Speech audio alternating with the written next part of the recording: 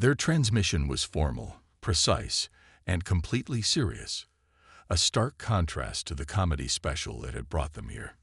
"Greetings, inhabitants of planetary designation Earth," the message began. "We have traveled considerable astronomical distances to understand the communication transmission received in our primary communication sector." Inside NASA's control room, scientists and linguists worked frantically to decode the message. Director Hyun Kim stood at the center, coordinating the response. His team had prepared numerous potential first contact scenarios, but nothing quite matched the absurdity of the current situation. The alien vessel slowly descended, choosing a remote desert location in Nevada for their landing.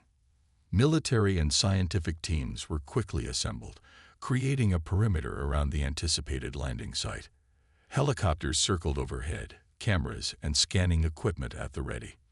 When the vessel finally touched down, it created a massive dust cloud that obscured initial visibility. As the dust settled, the alien diplomatic team emerged, tall, angular beings with silvery skin and large, complex eyes that seemed to process information constantly. Their movement was precise and calculated, each step measured and controlled. In complete contrast, the human response team struggled to maintain professional composure. Some scientists bit their lips, others covered their mouths, fighting back uncontrollable laughter. Ambassador Kiro stepped forward, holding what appeared to be a complex translation device.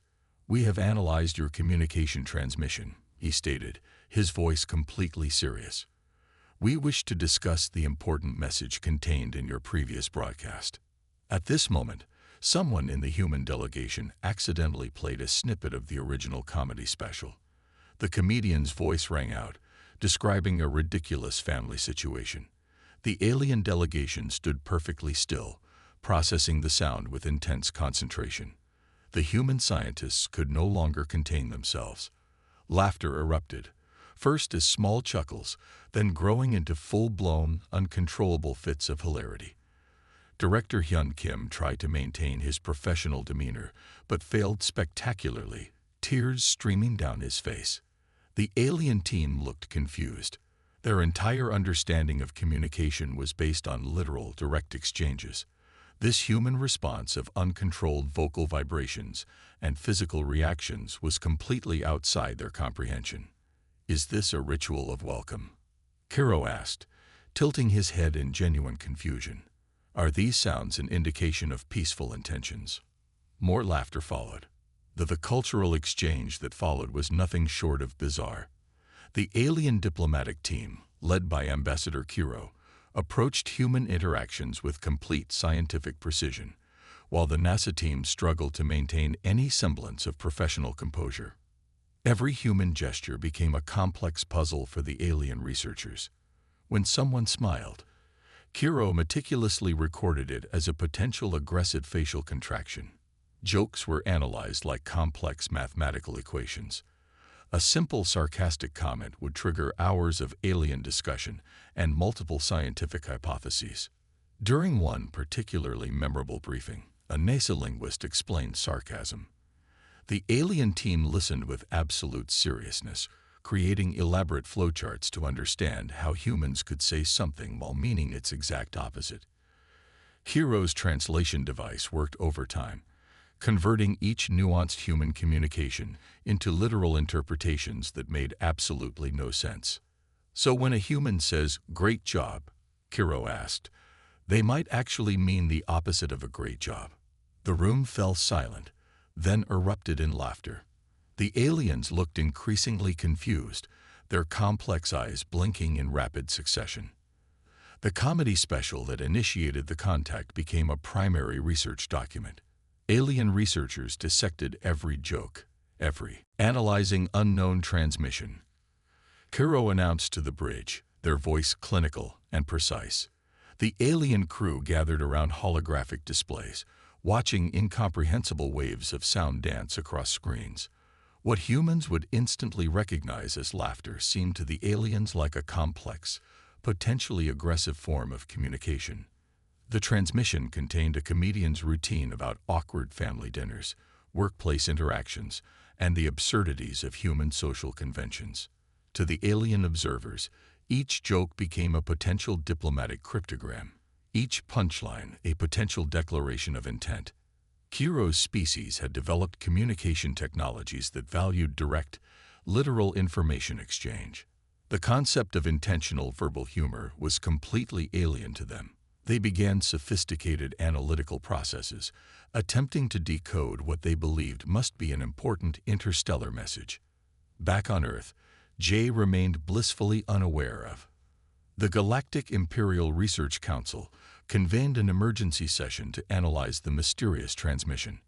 Large holographic screens flickered with the captured audio, showing complex wave patterns that defied traditional interpretation. Ambassador Siuk, a senior xenoanthropologist with decades of experience studying alien communications, leaned forward with intense concentration. "This cannot be a random signal," Siuk muttered, adjusting his translation devices. The audio contained what seemed like deliberate vocal fluctuations, rising and falling tones that didn't match any known communication protocol. When certain segments played, the alien researchers observed strange physical reactions among themselves, involuntary muscle contractions, and unexpected vocal vibrations. Kiro, the communication officer who first detected the transmission, prepared a comprehensive report. The Imperial research team spent weeks dissecting every millisecond of the recording. They developed complex algorithms to understand the strange human sounds, believing they had intercepted a critical interstellar communication. The transmission's origin was traced back to a small blue planet called Earth.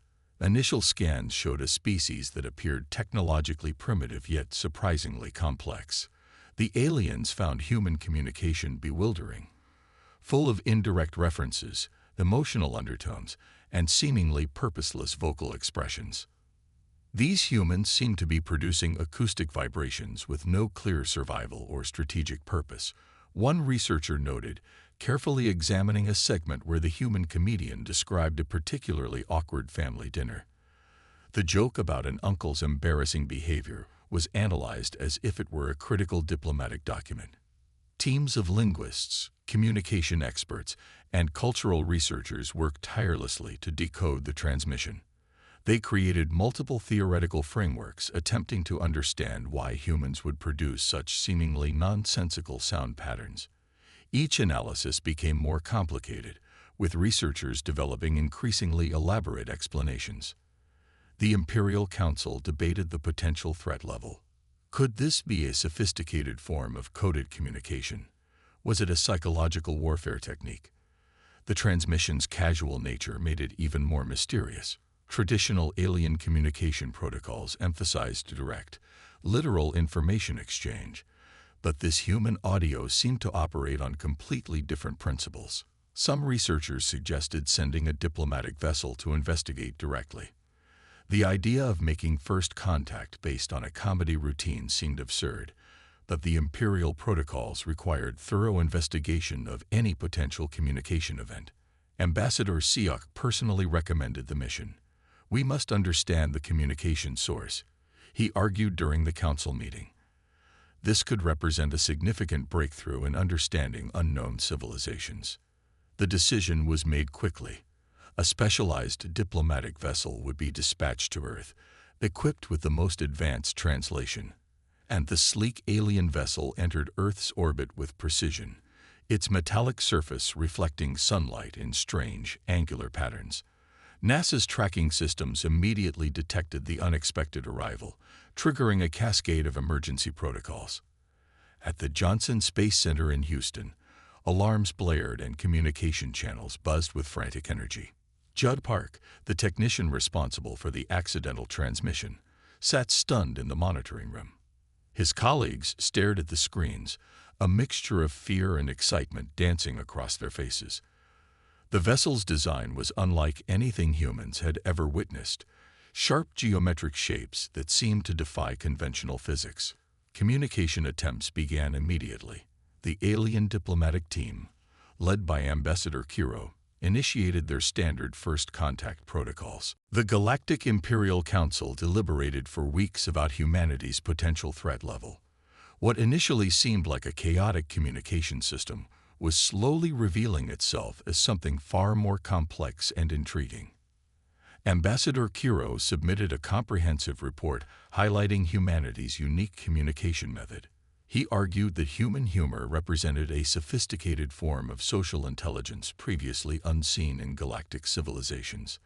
The ability to communicate complex emotions through seemingly nonsensical verbal exchanges demonstrated an incredible adaptive intelligence. Director Hyun Kim and the NASA team were invited to present their understanding of human communication. What started as a potentially tense diplomatic meeting transformed into an unexpected cultural exchange. The aliens were fascinated by humanity's capacity to use language not just for information transfer, but for emotional connection and psychological relief. The breakthrough came during a demonstration of stand-up comedy. The alien delegation, initially confused, began to understand the subtle mechanisms of human humor. They realized that laughter was a complex social bonding mechanism, a way of processing complex emotional experiences through shared communication. Humor appears to be a critical survival mechanism, Cairo reported to the Imperial Council. Humans can transform difficult experiences into moments of collective emotional processing. The Galactic Empire, known for its strict, logical communication protocols, saw an opportunity.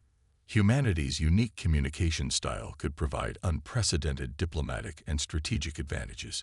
They proposed a cultural exchange program focused on understanding humor as a sophisticated communication tool. Diplomatic negotiations proceeded with unexpected ease. Where traditional interstellar discussions might have taken decades, human comedians and alien researchers found common ground through shared laughter and cultural curiosity. The first interstellar diplomatic relationship was established not through complex treaties, but through mutual understanding of how communication transcends literal language. Humanity had accidentally stumbled into galactic diplomacy, proving that sometimes the most profound connections happen through the most unexpected channels. As a symbolic gesture, the Galactic Empire requested copies of human comedy specials, viewing them as critical cultural documents. NASA happily complied, sending an extensive collection that would become the foundation of an unprecedented interstellar cultural archive. Judd Park, the technician whose accidental transmission started everything, was lauded as an unexpected diplomatic hero. His simple mistake had opened communication channels that no structured diplomatic mission could have achieved. The universe watched in wonder as two completely different civilizations found connection through the universal language of laughter, transforming a random comedy transmission into the beginning of a remarkable intergalactic friendship.